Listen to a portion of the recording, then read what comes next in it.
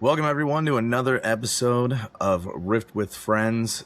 We have a very special one for you guys. Today we're joined by Logan, and as always, joining me on the Rift is Justin, my co-host in crime. So we'll just kind of get things started. Justin, how are you doing today? Logan, how are you guys doing? Doing great, man. It's definitely a little whirlwind back to back with all the Chinese and regional events going on worldwide, but loving it right now. Yeah, absolutely loving it. I mean, obviously we did the RQ Sydney just last week, and I took this weekend off to relax, but I've still got other casting I have to do. And as you said, the Xi'an regionals happening this weekend. Very, very exciting and great to see if the meta has changed at all. And right now it's looking like that Diana, Aurelia, LeBlanc are still top three. They're currently dominating that. But personally, I'm feeling great. I've been building decks all day. Love to hear that. Is there anything spicy you've been building or kind of teching around with lately? Look, I just took the RQ Sydney best ofs and I'm building all of them because my wife and I, we both play and we both want to improve and get better just in case there's a chance for us to get to RQ Singapore. So it's, the Hook LeBlanc, it's the Aurelia, it's the Diana, my personal favorite being that Diana. And we're just going to get some reps in, really. Love to hear that. Yeah, I've been playing around with the other variant of Diana. I've been doing the Spell Slinger Purple Diana. Yeah. With the +2 ability, because you play like Abandoned Hall for your first battlefield and you have Diana out there and just run the Aurelia package. Oh, it's been pretty spicy lately, so I like that quite a bit. Nice. For those of us, or I guess for the viewers that aren't too sure who you are and kind of what your background is, do you mind kind of introducing yourself, giving us a little bit of rundown of your own background, and kind of maybe what originally pulled you towards casting and got you into that game? For sure. Where do I start, though? It's a long history. I am 37 years old. I'm about to turn 38 in a little over 2 months. I got into sort of casting more heavily this year, but I've been building up towards it over the past couple of years. You guys have packs. We have packs. I've hosted a few panels, a few stages there as well for them, which kind of got me started in that live event hosting situation. I also did some casting for League of Legends community events because I started out in esports administration a couple of years back at a local place called Fortress. And I've kind of been building the network, all the connections over the past 6 years as a content creator. And so I think it's kind of all finally clicked together where I'm the LCP tier 1 host and color caster now. And then I was tapped on the shoulder, as you know, for the RQ in Sydney. And it's all been really fun, to be honest. I've quite been enjoying myself, and it's quite the journey of growth as well. I've kind of been thrown in the deep end, and so I've been talking to a lot of my fellow casters. I've been talking to a lot of my fellow sort of esports commentators and hosts to get the tips and tricks and hopefully improve at a rapid rate, because I don't want another Vi Peacekeeper incident like there was at the RQ in Sydney. Yeah, it's definitely. I was looking at your background and history, and like you definitely have the experience all the way from. It looks like you dabble in Magic and you play a little bit of League as well. Do you have a favorite League champ that you used to play? Yeah, well, I still play League every day. I play Ranked. I play Arian Mayhem. My favorite is Leona, but my first love was Nautilus. Yeah, Leona. Yeah. Leona's my bae. Her and Morgana. Yeah, I mean, I'll literally reach over to my decks just here. I think I built one just yesterday because I'm also there it is. I built one just yesterday. You can see the over number. Yeah, I know, right? But because I'm a master set collector as well, so I've got almost every single card. I'm like 20 cards shy of all of Riftbound.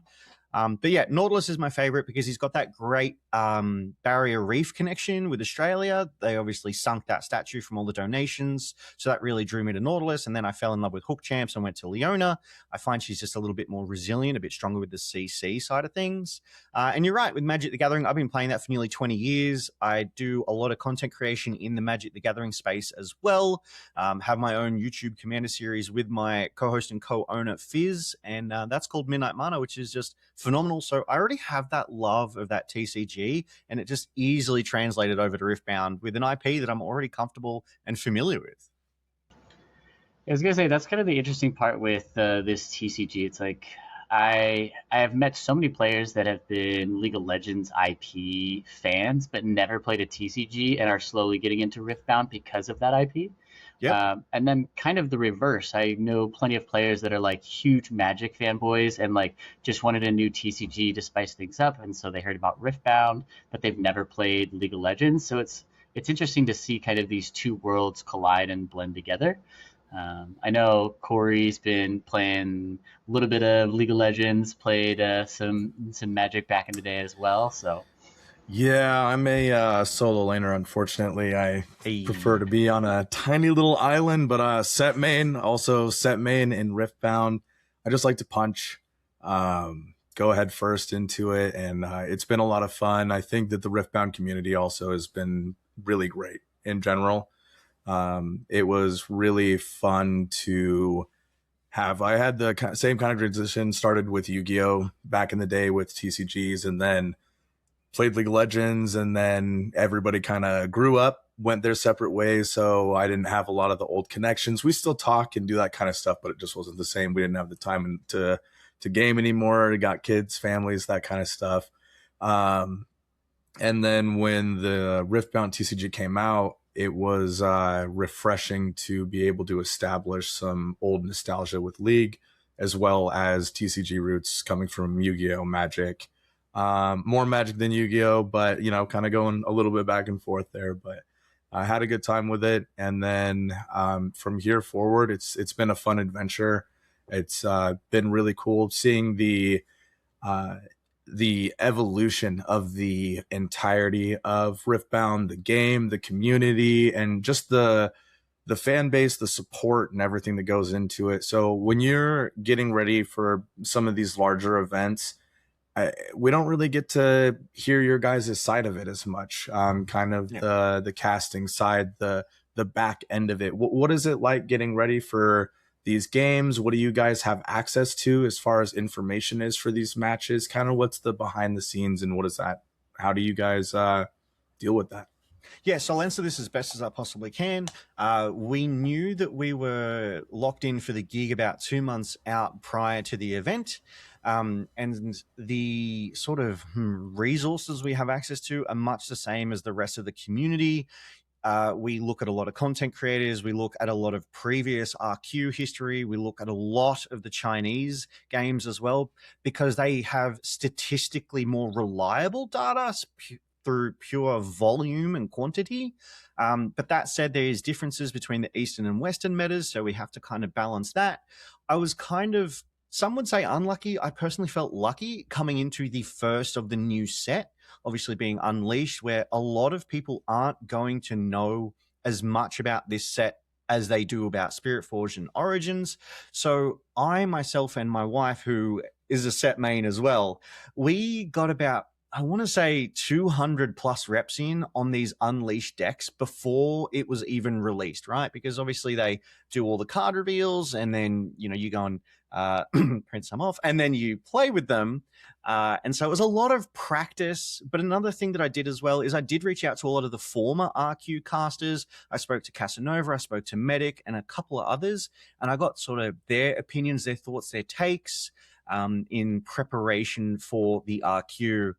So I guess that's a little bit of behind the scenes, in that it was a lot of practice. It was looking at all the same resources you guys look at. It was watching every single RQ again and again and again, picking up the color casting, picking up the play-by-play, the ebb and the flow. But we also got a lot of direction from UVS themselves. They said, hey, look, these were the RQs in the past. That's the style we went with there. We're actually moving in a different direction from here, and this is where we want to take it. And if I do recall correctly, they wanted a much more entertaining product. They wanted a product that's welcoming to newer players for Sydney and a few of the upcoming RQs. So that kind of directed us as well. Yeah, and it's funny you mentioned the new player style, because we were just talking to Gretton, the level 3 judge, and he talks about how, like, in Vegas you have this clash of like teams traveling who are like the semi-pro pro players, and then you have the local guy who's just like, oh, there's an RQ in my backyard, I'm just gonna go try to play it and see how well I do. So it's kind of interesting to see the dynamics versus like Magic's very established and very wouldn't say rigid, but very competitive already by nature. And with Riftbound kind of evolving, you're starting to see competitiveness. You're starting to see the multi-team players or like the upper echelon, but Yeah. it's still a wide open field. And that's such an excellent point too, right? Because Riftband is still trying to find its feet. So some of the offerings that they've provided have been very esports orientated, and some a bit more casual, a bit more relaxed, because they want to create a space that has a place for everyone. So you go to an RQ, there is that main event for the competitive side of Riftbound, and then everything else is effectively the more casual, the more non-competitive, the 2v2s, the side events, the trios, and I kind of like that they want to cater to everyone and everything, because in Sydney, we actually had a phenomenal representation of femmes as well. Everywhere you looked, there was women playing Riftbound, which is phenomenal because we have I want to say, a stereotypical history in the TCG space of being predominantly men, and women are trying to break into that space. And it's important that they feel safe and comfortable. And I really think Sydney was a great example of that progress that they're making. Yeah, 100%. And we see that at our local LGS as well. Corey and I are out of Oregon in the United States, and we go to the same LGS. And there are quite a number of female players that we're seeing, and I do think it's super healthy for the TCG. Like you said, the stereotypical sweaty nerds just like packing it in and male dominated sport. It's very very true. So I am very happy to see that kind of breaking of the mold and Yeah. welcoming. I but I will say it's interesting because I don't see as many kids in Riftbound as I do other TCGs. So it's kind of like the kids grew up and became adults and now are following into the TCG space versus like if you look at Pokemon or even some of the newer IP that dropped with Magic, you're seeing like this trove of like younger generations hop in. And I don't know if you've experienced it just yet, but we just don't see a whole lot of kids in the Riftbound space. So I do find that interesting. No, I definitely do think that's a fair comment. I haven't seen too many kids myself. I go to my LGSs, it's predominantly 18-year-olds and over. I recall at the RQ Sydney, we actually did an interview. One of my other casters did an interview with one of the winners, and he brought his kid up on stage to be interviewed for those questions. So I think saw that that. was really cool. That I was great to love sort of that. Yeah. see on the main broadcast and encourage other kids to get involved as well. But as you say, Pokemon is sort of that really big one that appeals to a lot of younger kids. It was my first ever TCG, so I love it. Yeah. And you mentioned, I heard you mention Medic earlier as one of the prior casters. For somebody who's a League of Legends fans, I love seeing Medic. I love seeing Pastry Time. Like it just like watching League esports back in the day just really is nostalgia for me. And so to have it now be in Riftbound, I'm just Yep. like, oh, we get to see it come on. I'm waiting to see if Travis makes his way a little more into the scene, if we get to see some of the other casters, but it makes me very, very happy. Is there what was the atmosphere with Sydney, by the way? We got to see some clips and we got to see kind of the interviews were kind of nice because we got to see a little bit of the kind of floor and showcase, but Yep. it sounds like it was very, very positive. It was very, very active. And do you mind kind of explaining how Sydney felt to you while you were there? Of course. I mean, I think I was one of the people that was out on the floor the absolute most. Every time I wasn't casting, I was running out onto the floor to talk to the players, to do this sort of content that you did end up seeing. I made a point of trying to find some casual people, some content creators, and some of the competitive people to try and get that full spectrum on the broadcast. But everyone that I spoke to had big smiles. They had fantastic energy. They were absolutely loving this event. It was, fact check me, but I'm fairly certain this is true. It was the single largest TCG event in Australia's history. I think some people recite the deep lore and go back to sort of the mid 2010s with those Grand Prix from Magic the Gathering. I think they were close to the numbers, but definitely in recent history, this is one of the biggest. And you could tell the energy was just fantastic and everyone was having a good time. I was speaking to them all. They were happy with the events. They were happy to have so much space, right? So we went to Sydney Showgrounds, and we used the entire hall. It was absolutely massive, and it didn't feel like we were crammed in like sardines. The place felt full, but it felt comfortable. I think the number one thing that we were hearing was that the seats were just a little bit uncomfortable, and I know that the organizers, they were already aware of that from Friday. They heard that feedback, and if we get lucky enough to have another opportunity, I do know that they're going to get a little bit better seating for sure. Love to hear that. Yeah, the space looked great as far as what we could see. Hopefully they do another event in Australia. I wouldn't be surprised if Melbourne makes the list at some point or somewhere around there, right?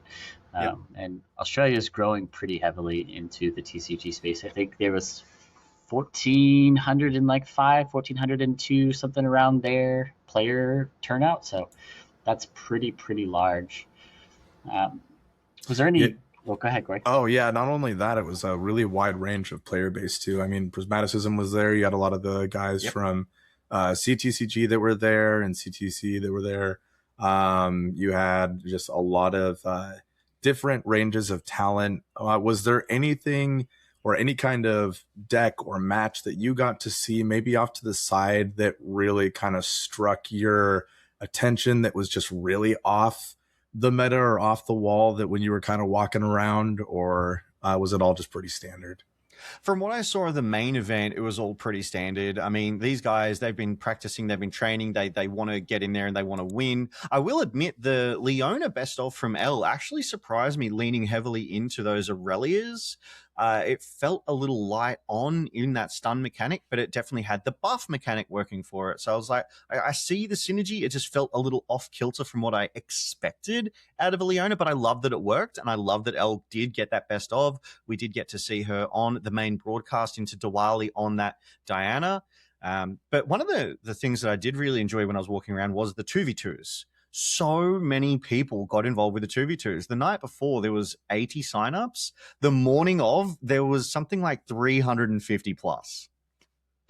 Jeez, that's a huge turnout, and that's actually something Corey, myself, and a few others locally talk about often. Is that it does semi feel that Riftbound was designed for more of a group play versus just the one-on-one, like some of the flavor text on certain cards, and we personally would love to see a very competitive 2v2 scene, because I think the deck dynamics and the brewing, especially with only 8 sideboard cards, the deck tech would be astronomically insane. So I'm hopeful that, after this first year, Riot leans into maybe just some 2v2 team play, because I think that would be awesome for the TCG space.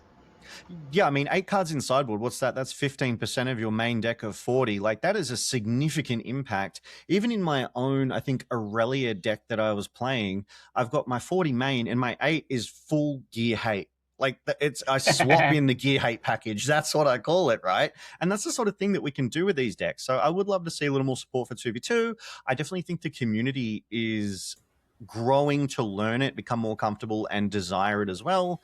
I would be interested to know, though, if the community events are running the 2v2s, because I think you guys have is it the CCS, the CC something 25K in the States right now? Ali Eldrazi, he's currently undefeated in day one, so they could push it too.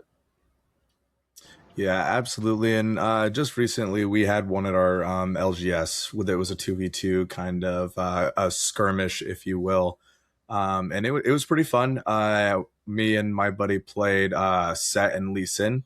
Hey. And so we used a lot of the buff mechanics to ready and move and rebuff and get more mind. It was really fun to see the interaction and kind of see the evolution of people being able to really, like Justin said, get into the keywords of some of these cards. And so did you feel it was kind of the first time, sticking with kind of the set, it was really the only deck that we saw in Sydney that was orange that wasn't running Dazzling. So I kind of wanted to get your opinion a little bit on how you feel the Dazzling is kind of shaping up in the meta. We saw a little bit of it in some of these other regional qualifiers, but a lot of these other regions are screaming Irelia right now. But in Sydney, they didn't top, obviously. We did have a little bit of I believe there was an MF that did get close to top 8 or did top 8. If It I'm was not the mistaken. Close, Sivir, wasn't top 8. the Sivir Close Aurora. was Sivir Aurora. That was it. And so it looks like a lot of the best of orange decks were primarily just running Dazzling. So are we going to see some more uniqueness? Do you think it's going to be kind of more standard here? But where do you feel the meta is going to be shaping up moving forward? And what can we kind of expect from this development that we saw out of your guys' region? Yeah, so there's a lot of questions there. There's some Dazzling Aurora, there's some Meta and Aurelia. So I'll start with the Dazzling Aurora. I think I'm going to be echoing a lot of the community's thoughts.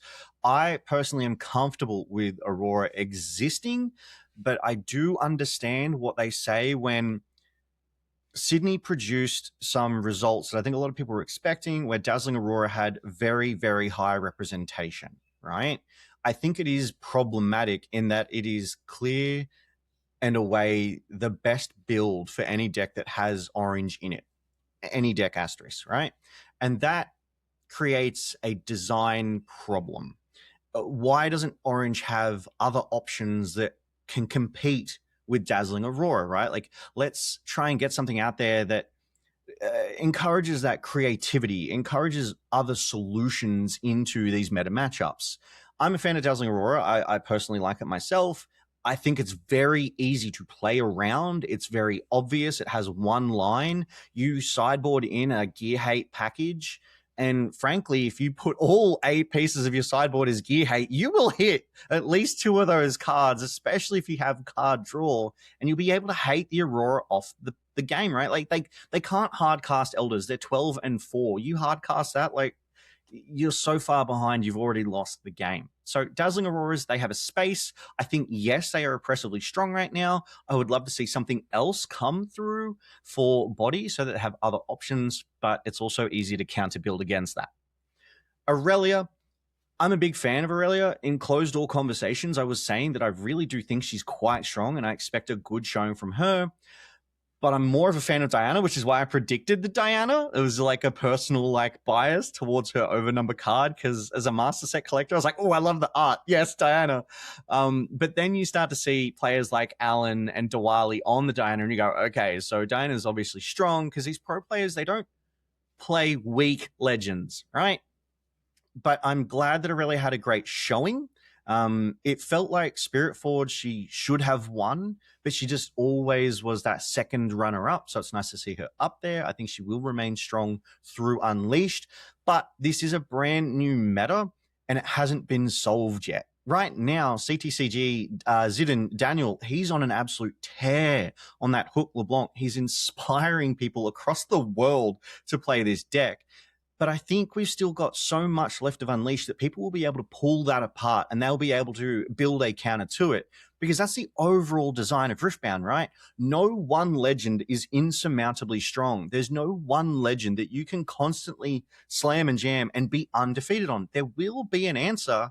We just need to find it. Yeah, I highly agree with you. I think that's something that we have found in our playtesting as well. It's like, if we compare it to set 1, where it was the Draven domination, like we have found that. One?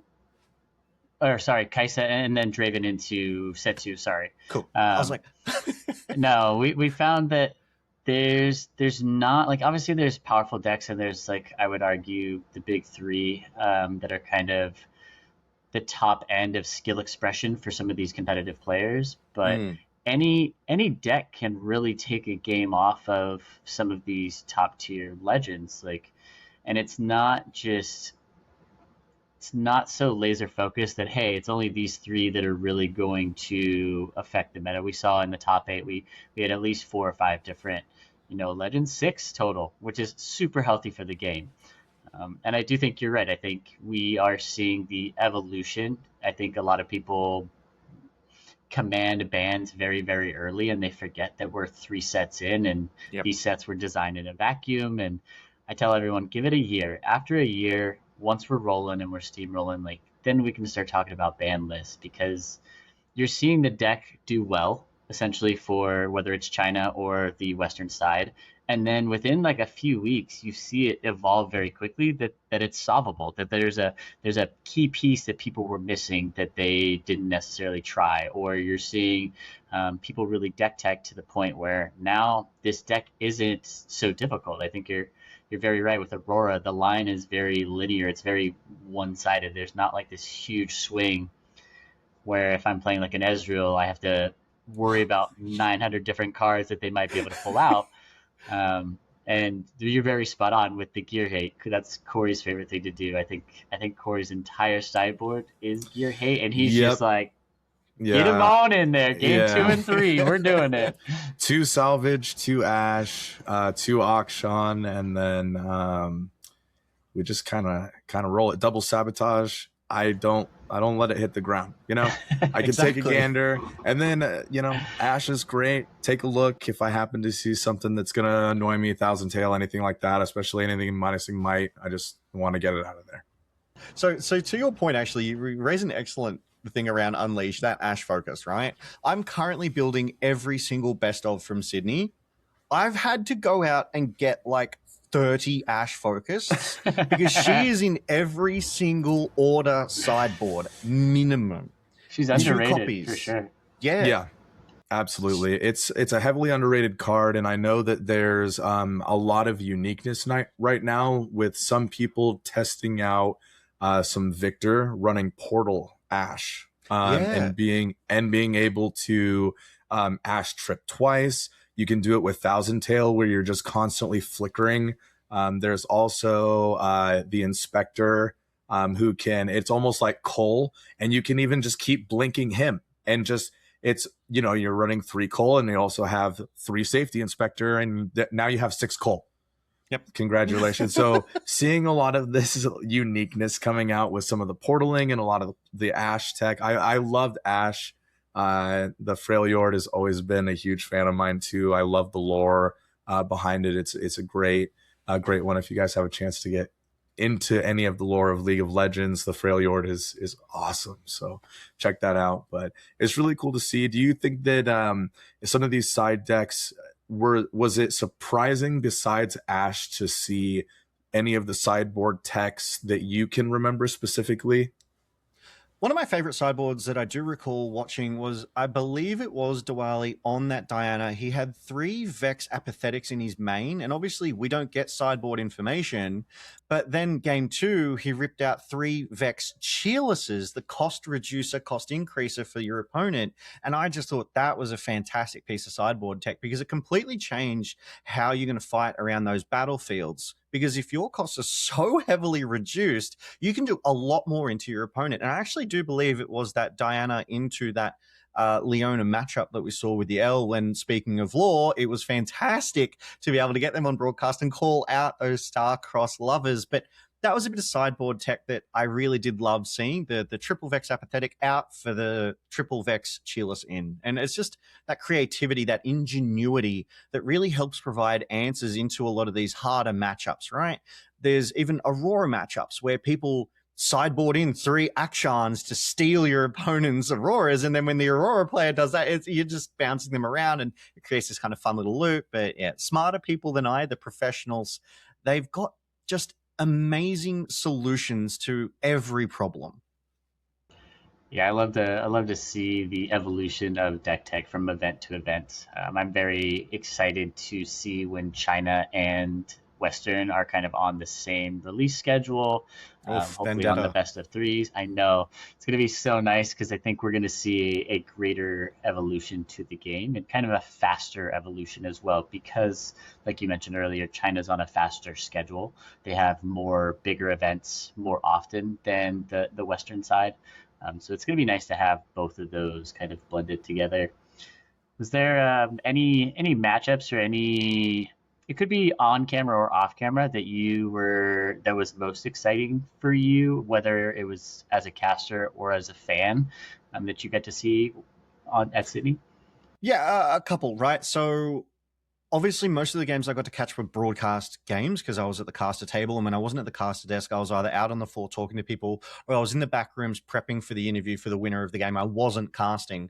one of my favorite moments that I did see, I mean, I keep referring to it, is obviously the Diana Leona. I've covered that enough. I don't need to go there anymore. But I do also have some personal bias, as my wife was playing at the regionals at the RQs. She was playing with that Siva Aurora. So every chance I got, I was out there just checking on her progress. And she did well enough to get enough tickets to actually secure a medal prize wall Siva. So that was a highlight for me. Yeah. Congratulations to her. Yeah, that's going to be a nice, beautiful thing to be able to share that with your significant other and cheer each other on. She's cheering you on as the caster as you're working, and then you're just peeking over like, hey, how you doing? Huh? Yeah, exactly. Yeah. That was really nice, and it creates another good memory for the RQ, right? And it speaks to these best of hunters as well. I know prize wall medals are not the same as best ofs, but best ofs are a thing that I also think just encourages such a healthy meta, and it creates some interesting matchups that you wouldn't otherwise expect to see. And like one of your questions earlier, Corey, did you see any interesting games? I may not have, but so many other people out on the floor walking around would have seen these interesting matchups, right? They would have seen these Renata Glasks into Dianas, and did they actually get the win? They would have seen Victors into Auroras, and Mind and Order, they're one of the best color combos to take out gear, like we touched on. Rocket Barrage, Turn to Dust, Salvage, all of that. They could have potentially had a much better matchup that people wouldn't have expected. And it's those best ofs that keep these people one-tricking these legends and coming up with these creative solutions into these meta decks. Yeah, I love that. I think that even moving forward, I said it from pretty much day one, I'm going to be running set all the way through until the very end. I'm just going to keep adapting the deck as best that I can for each meta and each release, just because it's so nostalgic for me. I just love it. No matter what, it does what I want it to do. And I never feel like the legend ability is going to get any worse. Being able to save a unit is only going to get better with more and more cards, right? It can be static for a moment, but it's always going to get better. It's never going to get worse. I even said the same thing a little bit about Teemo, which is a little bit unusual, right? But being able just to tap and save resources, that's only going to get better. The more mana you have, the more you can spend on certain cards, and it's already so low cost. We could see some really cool combos from them. Diana, another one where being able to just free cast during showdowns is a good one. Obviously, Kaisa, Annie, a lot of these that are really static effects are never going to get worse. And so I really want to see some of these cards like Garen be able to get the support that he needs. I mean, he's going to need to hit the gym an awful lot. But hopefully he gets a little bit more support going forward. Maybe he gets a little bit of the Master Yi effect where they release another legend and champion for him. That might be kind of cool. Just kind of revisit him a little bit. But I just want to see more support for a lot of these other decks that are kind of seeing a little bit of this hard undertaking with the meta and the way that it's shaping up. But it's also super fun to see everybody chase these best ofs, like you were talking about. And I think that's really cool. And we had 6 separate legends in our top 8 at Sydney, so that was really cool to see. Was there any kind of moment in general that was exhausting? Did you hit like a wall at some point where you kind of found like, man, I'm getting a little bit burnt? Or were you just constantly in go mode and had just this adrenaline? Everything was going so fast. Did the day fly by? How was it for you? The tempo was high, the energy was high, and there was never an exhaustion until Monday, which was the day after. The days were long, 14 hours. Production crews were even longer because they were there before us and they left after us. But I really think that the energy, the vibe, the atmosphere of the RQ and the crowds at the RQ just lifted everyone and everything up with them, right? And yeah, there were moments where I actually got a solid break and I raced out, got another Red Bull or two and grabbed my lunch and then sat down and re-energized and recharged, because I think it's worth it to burn the candle at both ends for 3 days of competitive, high-quality Riftbound. Yeah, I agree. And with that kind of being said, is there any nuances behind the scenes when you do get a break? You mentioned that you were, practicing for interviews and stuff like that. Is there anything that people, us as fans, don't get to see that you are doing when you get a moment off camera? And is there,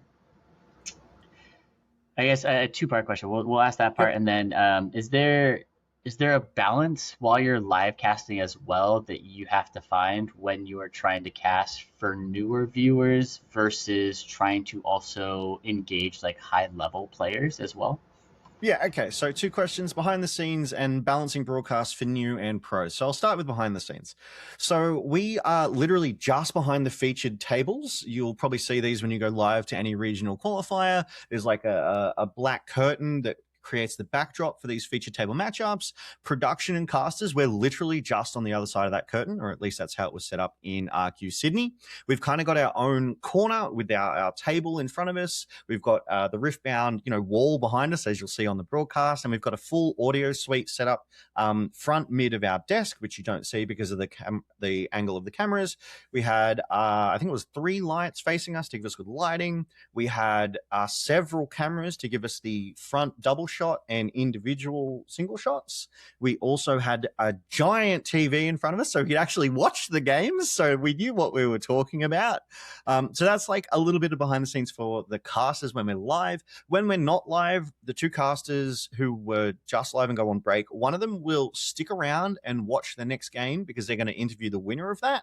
The other one, that's their first break of the day. They get to roam around for basically an hour and a half, depending on how long the games go.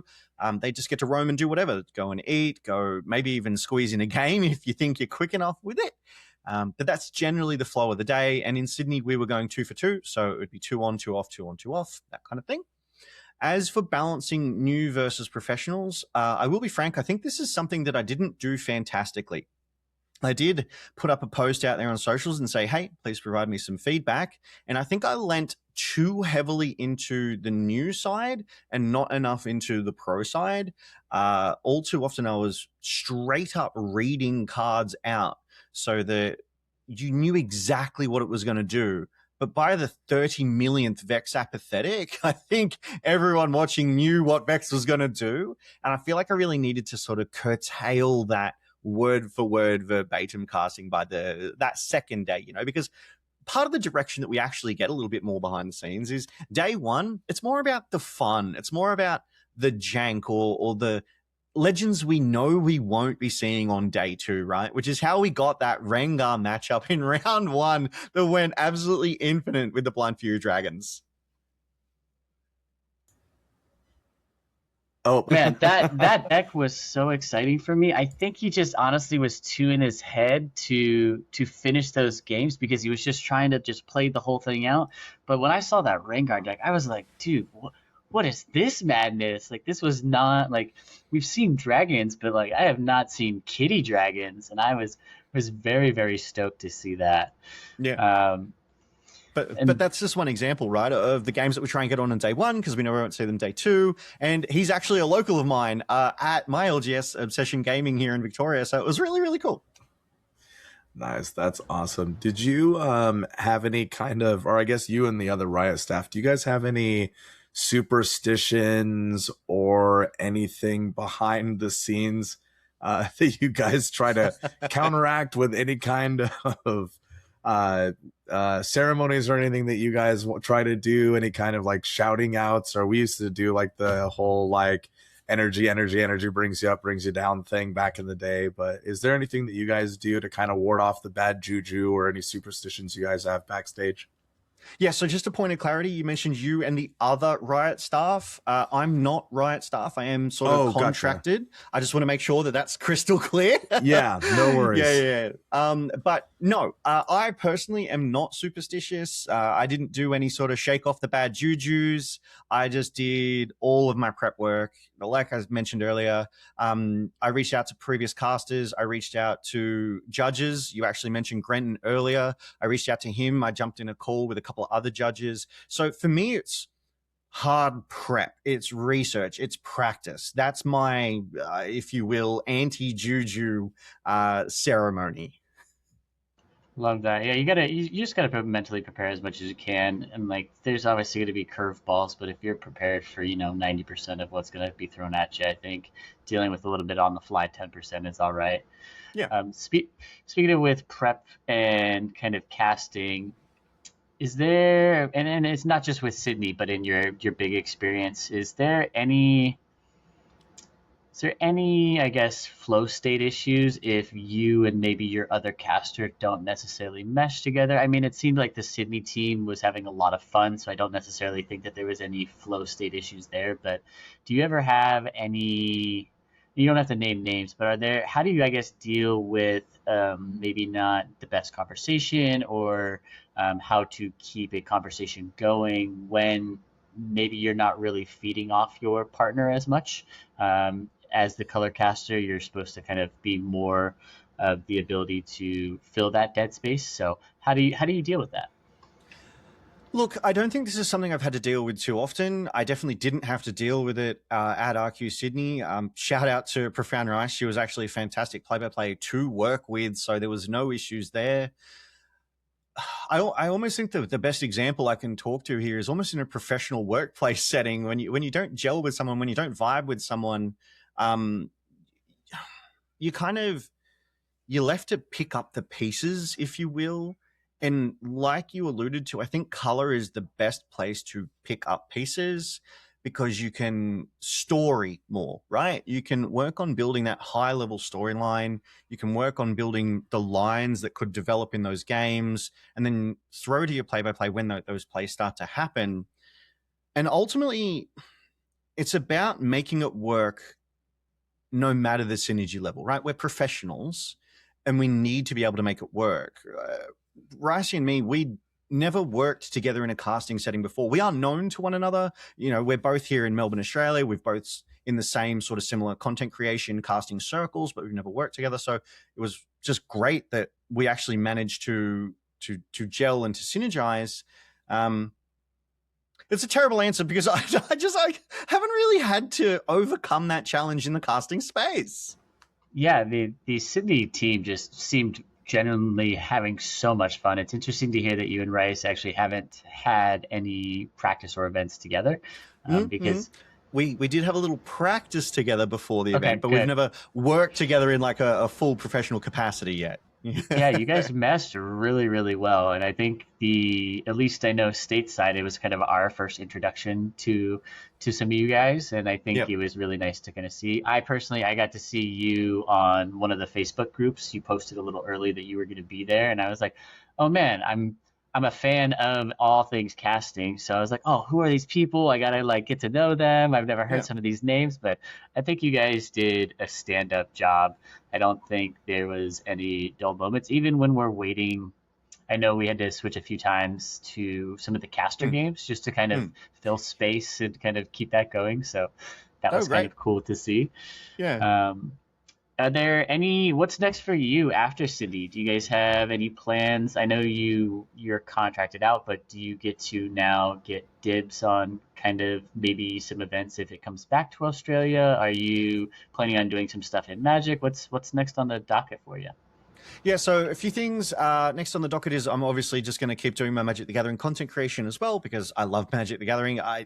My pet deck's worth like 10,000 Australian dollars, which I think is like seven and a half US because I just invested. I love blinging it out. But I'm still the LCP host and color caster. We're actually in our knockout stages right now. So I cast the start of that last night. I've got the grand final in about 2.5 weeks. As for future Riftbound RQ work, that remains a mystery. I definitely don't have first dibs. I would like to think I put forward a good job. No, I say good. I acknowledge I did not do a great job. There were a couple of mishaps there, and I'm always looking to improve, which is why I do put it out there. Hey, feel free to give me that feedback. But that's next. It's just carry on with the LCP, keep up the MTG work, and build every single one of these best of decks that are littered across my table right now and get a lot more reps in. I want to improve. I want to get better. I want to do an even better job next time if I am fortunate enough to get an opportunity, which hopefully, potentially might be RQ Singapore. That's the one that's That'd be next huge. closest to us. Love to hear that. I did have a viewer question as well that was Sure. pertaining, and maybe you can answer this or not. Pertaining to this was the first, I think, RQ where we had music that was kind of built into the broadcast. I don't know if Okay. you guys were able to hear that, but we got to hear it, and sometimes it was like good volume, sometimes it was perfect volume, and sometimes we were just like, is the Lord of the Rings going on in the background? Like, what is happening right now? Is that something you can kind of talk about, or did you guys get to experience that as well on your end? The most I can talk about it is that we heard it in the background, but we had our own individual volume controls. And so we had it at a volume that was great for us, right? Because obviously we want to be able to hear everything that's going on, but it can't intrude on or interrupt our job. So my only experience with that was, yes, I was aware there was music. And no, it wasn't a problem for us because we had individual volume controls. So unfortunately, that one didn't impact me. Love that. Love that. I mean, we get to learn some tech. I'm always curious how sound staging works with you guys. Like, I'm finding out now that you guys don't have like your own individual broadcast. You guys are watching like the TV, the same as we are. So, I think that's a really cool insight because I think a lot of people think that you have a little bit more info than you do. Yeah, so the TV that we're watching is the live feed, right? So then obviously production puts all their stuff on it, and then that's what you guys get. So we kind of get the same info as you guys, but I think it's like just a little bit earlier, which gives us time to be able to answer it, all that sort of stuff.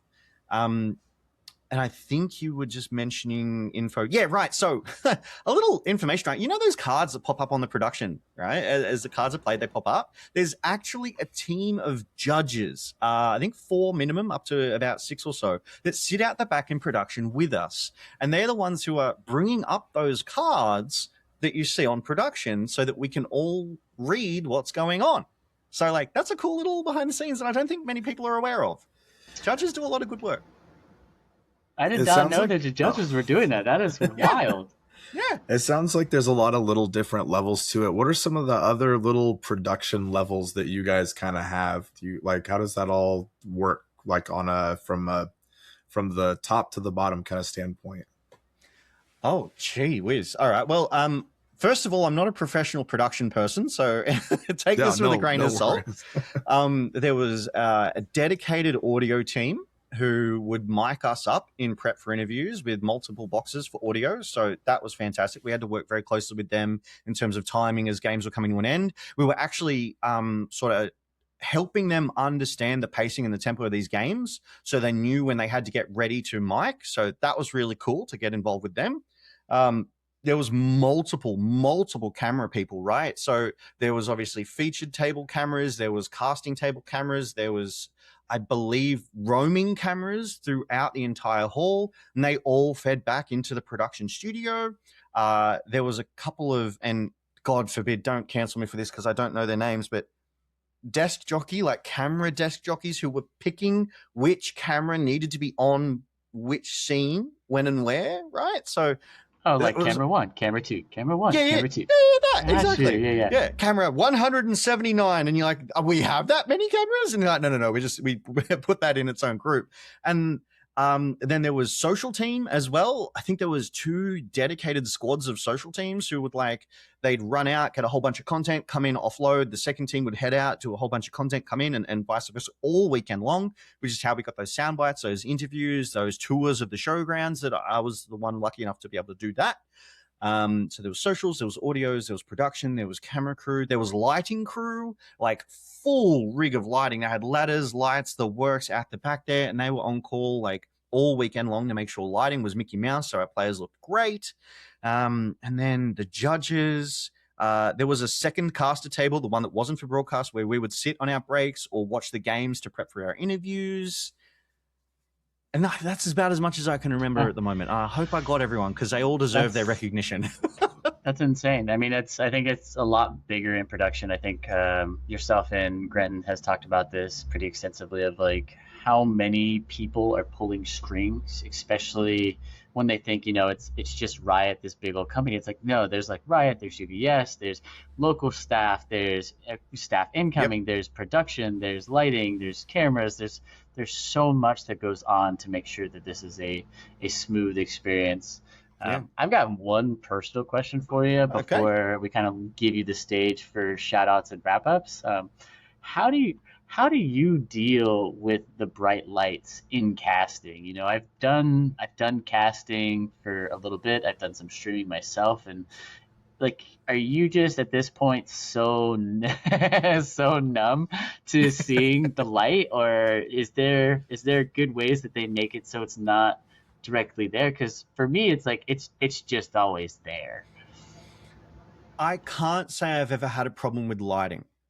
And I say that from LCP, right? So I've been a content creator for 6 years. I've got 2 Elgato key lights, which is why my lighting looks so good right now on both sides of me. And they're just pointed at me. But I think the key, the trick to it is I'm not staring at the lights. I'm staring at the subject, which is here in front of me. So because that focus is not letting in as much light, it's the same thing in the LCP. We're able to cast a grand final live from New Zealand in the studio.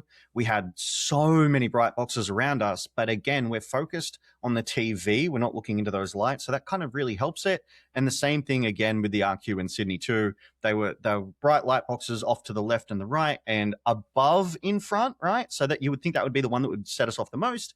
But we're just not looking at those lights. We're not even close to them. We're just down here looking at the TV with all the card information, and that's our focus, right? So fortunately, it wasn't too bad, but I do have some live stage work coming up where it could potentially be a challenge, but we'll see how it goes. I just adapt on the fly, really. I'll just do these ones.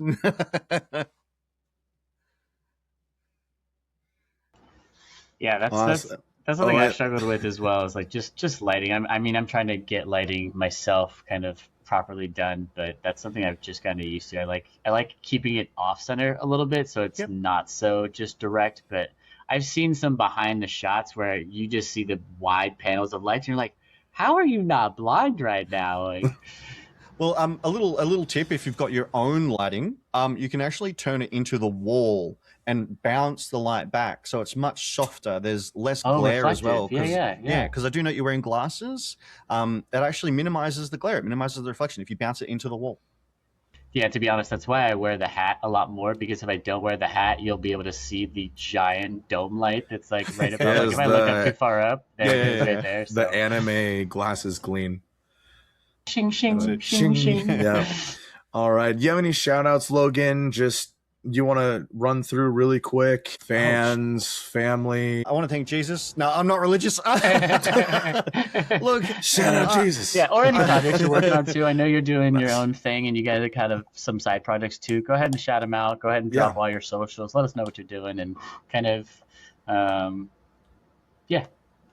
Yeah, look, I will take a second to say thank you, though. And this one goes out to the community, mine and the Riftbound and every community that I partake in. I do want to say a big thank you for being so supportive. I've been on this content creation journey for over 6 years now, since around July 2020 when COVID kicked in. And to be frank, I probably wouldn't be where I am without each and every single one of you. The positive, the constructively criticism as well, that it all helps me grow. If I don't know, I can't grow. So keep it up. Keep providing the feedback. Keep saying, hey, I think you could have done this better. Keep turning out and supporting not only me, but each and every single one of your favorite casters, each and every single one of your content creators, even here with the Rift with friends, because this is where it starts. This is community building the passion, building the enthusiasm for the games that we love to play. You support the community supports the game. It's a win-win for everybody. We get to keep playing. We get to keep connecting. You can find me at LHP64D on pretty much every platform, and that's me. Hey, thank you so much, Logan, for tuning in. Want to say thank you, everybody with the Rift with Friends community and really any other Riftbound community out there. We're welcoming of everybody. And if you guys have any questions for us, you can always DM us. Find us on Discord. You can visit our website at www.riftwithfriends.com. Or if you're on YouTube, look at the links below. You can catch us on Spotify. And as always, we'll see you on the Rift.